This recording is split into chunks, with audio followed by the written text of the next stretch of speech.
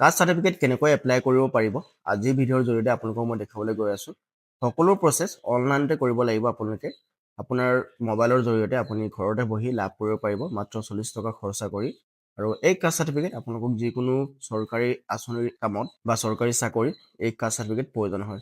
সেয়েহে আপোনালোকে ভিডিঅ'টো সম্পূৰ্ণকৈ চাই থাকিব। ষ্টেপ বাই ষ্টেপ আপোনালোকক দেখুৱাম কেনেকৈ আবেদন কৰিব, কি নথিপত্ৰ লাগিব, সকলো কথা। গতিকে ভিডিঅ'টো সম্পূৰ্ণকৈ চাই থাকিব। ইয়াতে আপোনালোকে দেখা পাইছে ষ্টুডেণ্টছ অফ শিডিউল ট্ৰাইব। মই শিডিউল ট্ৰাইবৰ এতিয়া আপোনালোকক দেখুৱাই আছোঁ, কিন্তু প্ৰচেছটো ছেমেই হ'ব। আপোনালোকৰ OBC হওক বা MOBC হওক চবৰে এপ্লাইং প্ৰচেছটো ছেমেই হ'ব। ইয়াতে আপোনালোকে ৰিকুৱাৰমেণ্টত চাব পাৰিব কি ডকুমেণ্টছ আপোনালোকৰ প্ৰয়োজন হ'ব। এপ্লিকেণ্টৰ একপি photo, proof of date of birth proof documents আপোনালোকৰ প্ৰয়োজন হ'ব, আৰু ৰেচিডেণ্ট প্ৰুফ এটাও আপোনালোকৰ প্ৰয়োজন হ'ব। সেইটো আপোনালোকে ইলেক্ট্ৰিচিটি বিল বা ভোটাৰ ID সেইবোৰ দিব পাৰে। আৰু কাষ্ট চাৰ্টিফিকেট অফ ফাদাৰ, যদি আপোনাৰ কাষ্ট চাৰ্টিফিকেট নাই, পুৰণা যোনটো কাষ্ট চাৰ্টিফিকেট সেইটো যদি নাই, তেন্তে আপোনাৰ ফাদাৰৰ বা আপোনাৰ পিতৃৰ কাষ্ট চাৰ্টিফিকেটটো, পুৰণা যোনটো কাষ্ট চাৰ্টিফিকেট সেইটো প্ৰয়োজন হ'ব। ঠিক আছে, এইকেইটাই আপোনালোকৰ প্ৰয়োজন হ'ব, বাকী আপোনালোকৰ প্ৰয়োজন নহয়। কেনেকৈ এপ্লাই কৰিব পাৰিব এতিয়া আপোনালোকক দেখুৱাইছোঁ। এপ্লাই নাও অপশ্যন ক্লিক কৰিব। ইয়াতে আপোনালোকে দেখা পাইছে লগ ইন কৰিব লাগিব। আৰু সেৱা সেতু পৰ্টেলত যদি আপুনি ৰেজিষ্ট্ৰেশ্যন কৰা নাই আগতে, বা আগতে যদি আপুনি কাম কৰা নাই, তেন্তে ৰেজিষ্ট্ৰেশ্যন নাও অপশ্যন ক্লিক কৰি আপুনি সৰুকৈ এটা ৰেজিষ্ট্ৰেশ্যন কৰিব লাগিব। আপোনাৰ phone number, user name, gender, date of birth এইবোৰ সেলেক্ট কৰি এটা পাছৱৰ্ড ক্ৰিয়েট কৰি আপোনালোকে চাইন আপ কৰি এটা ID ক্ৰিয়েট কৰিব লাগিব। ঠিক আছে, ID ক্ৰিয়েট কৰাৰ পাছত আপোনালোকে লগ ইন কৰিব পাৰিব। চিটিজেনৰ ৰাখিব, লগ ইনত ক্লিক কৰিব। ইয়াতে দেখা পাইছে মোবাইল নাম্বাৰ অপশ্যনত ক্লিক কৰিব। আপোনাৰ মোবাইল নাম্বাৰ পাছৱৰ্ড এণ্টাৰ কৰি লগ ইন কৰিব পাৰিব। ইয়াতে মই লগ ইন কৰি আছোঁ, চাইন আপত ক্লিক কৰিলোঁ, এলাও, স্কিপ ফৰ নাও। ইয়াতে আপোনালোকে দেখা পাইছে students of schedule tribe certificate.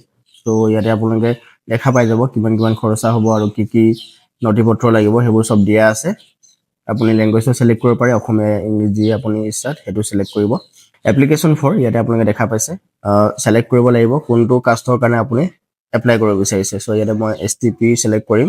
এপ্লিকেণ্টৰ name আৰু জেণ্ডাৰ আৰু মোবাইল নাম্বাৰটো অট'মেটিক শ্ব' হৈ থাকিব। ইয়াতে যোনটো ৰেজিষ্ট্ৰেশ্যন কৰা মোবাইল নাম্বাৰটো আহি যাব ইয়াতে। ঠিক আছে, যিবোৰ ষ্টাৰ মাৰ্ক নাই সেইবোৰ আপোনালোকে ফিল আপ কৰিব নালাগে। যিবোৰত ৰেড চিম্বলৰ ষ্টাৰ মাৰ্ক আছে সেইবোৰ আপোনালোকে ফিল আপ কৰিব। Date of birth, father's name, mother's name, আৰু ইয়াতে আপোনালোকে দেখা পাইছে কাষ্ট ট্ৰাইব, সেইটো আপোনালোকে চিলেক্ট কৰিব কি হয়। STPৰ ভিতৰতো বহুত কাষ্ট ট্ৰাইব আছে, চ' সেইটো আপোনালোকে চিলেক্ট কৰিব। চিলেক্ট কৰাৰ পাছতে চিলেক্ট চাব কাষ্ট, সেইটো চিলেক্ট কৰিব যদি আছে, যদি নাই আপোনালোকে ব্লেংক এৰি দিব। ঠিক আছে, এড্ৰেছটো দিব। এড্ৰেছটো দিয়াৰ পাছত আপোনালোকে দেখা পাইছে ছেভ এণ্ড নেক্সট কৰিব লাগিব। ইয়াতে এটা কথা, গাঁৱত আপোনালোকে চাব, আপোনাৰ গাঁওখনৰ নাম ইয়াতে শ্ব' নহ'ব পাৰে। আপোনাৰ যদি গাঁওখন সৰু গাঁও হয়, নতুনকৈ নাম দিয়া গাঁও হয়, যাতে আপোনালোকৰ নামটো ইয়াতে নোলোৱাব পাৰে। আপুনি কি কৰিব, যদি আপোনাৰ গাঁওটোৰ নাম ওলোৱা নাই, আদাৰ্ছত ক্লিক কৰিব, আদাৰ্ছ বুলি চাৰ্চ কৰিব, আৰু ইয়াতে মেনুৱেলি এণ্টাৰ কৰিব পাৰিব আপোনাৰ গাঁওখনৰ নাম। যদি ইয়াতে নামটো আছে, তেতিয়া ডাইৰেক্ট আপুনি চাৰ্চ কৰি উলিয়াব পাৰিব, যেনেকৈ মই কৰি আছোঁ। এনেকৈ চাৰ্চ কৰি আপুনি চিলেক্ট কৰিব পাৰিব। যদি নাই, আদাৰ্ছত ক্লিক কৰি আপোনালোকে গাঁৱৰ নামখন মেনুৱেলি এণ্টাৰ কৰিব পাৰিব। ঠিক আছে, ডিটেইলছখিনি ফিল আপ হোৱাৰ পাছতে আপোনালোকে ছেভ এণ্ড নেক্সট কৰিব, য়েছ কৰিব। ইয়াতে আপোনালোকে দেখা পাইছে এটেচ এনক্ল'জাৰ, আপোনাৰ ফটো আৰু এটা বাৰ্থ প্ৰুফ আৰু ৰেচিডেণ্ট প্ৰুফ আৰু কাষ্ট চাৰ্টিফিকেট, যোনটো পুৰণা কাষ্ট চাৰ্টিফিকেট। আপোনাৰ ফাদাৰৰ যদি নাই, আপোনাৰ নিজৰ কাষ্ট চাৰ্টিফিকেটটো হ'লেও হ'ব, পুৰণা যোনটো কাষ্ট চাৰ্টিফিকেট হয়। ঠিক আছে, সেইকেইটা মেণ্ডেটৰী, বাকীকেইটা মেণ্ডেটৰী নহয়। তো ইয়াতে মোৰ ডকুমেণ্টছকেইটা আপলোড হৈ গৈছে।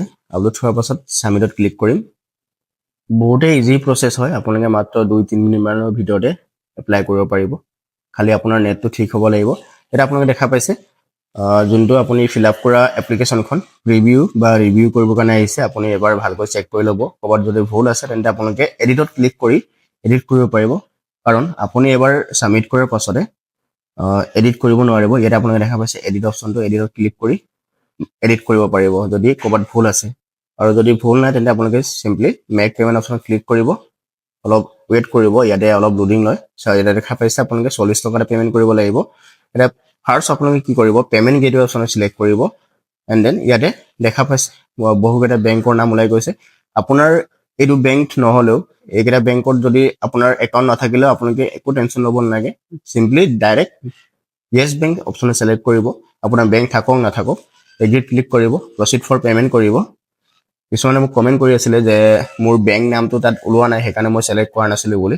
তাত একো প্ৰব্লেম নাই আপোনালোকে যিকোনো এটা বেংক চিলেক্ট কৰি ল'ব য়েছ বেংকটো মই মেক্সিমাম টাইম চিলেক্ট কৰি থাকোঁ সেইকাৰণে মই য়েছ বেংকটো আপোনালোকক কৈছোঁ যাতে মই এভৰি টাইম পে'মেণ্টটো ছাকচেছফুল হয়েই তো ইয়াতে মই আপোনালোকক দেখুৱাইছোঁ ইয়াতে ডো নট ৰিফ্ৰেছ অৰ বেক দেখাই আছে আৰু ইয়াত আপোনালোকে দেখা পাইছে টাৰ্মছ এণ্ড কণ্ডিশ্যনটো টিক কৰি দিব pay' via payment gateway option click কৰিব যোনটো ৰেড কালাৰ চিম্বলটো হৈ আছে ইয়াতে দেখা পাইছে আপোনালোকে UPI অপশ্যনটো UPI ক্লিক কৰিব আৰু আপোনাৰ মোবাইলত থকা গুগল পে' ফোনপে' থ্ৰুদি আপুনি পে'মেণ্ট কৰিব পাৰিব ইয়াতে দেখা পাইছে ডাইৰেক্ট আপোনালোকে ক্লিক কৰি পে' 40 ইয়াত ক্লিক কৰি আপোনালোকে ডাইৰেক্ট পে'মেণ্ট কৰিব পাৰিব চ' এনেকৈ আপোনালোকে কাষ্ট চাৰ্টিফিকেটৰ কাৰণে অনলাইন আবেদন কৰিব পাৰিব ভিডিঅ'টো যদি ইনফৰ্মেটিভ পালে এটা ভিডিঅ'টো লাইক কৰিব লগতে চেনেলত যদি নতুন তেন্তে চেনেলটো ছাবস্ক্ৰাইব কৰি ৰাখিব ধন্যবাদ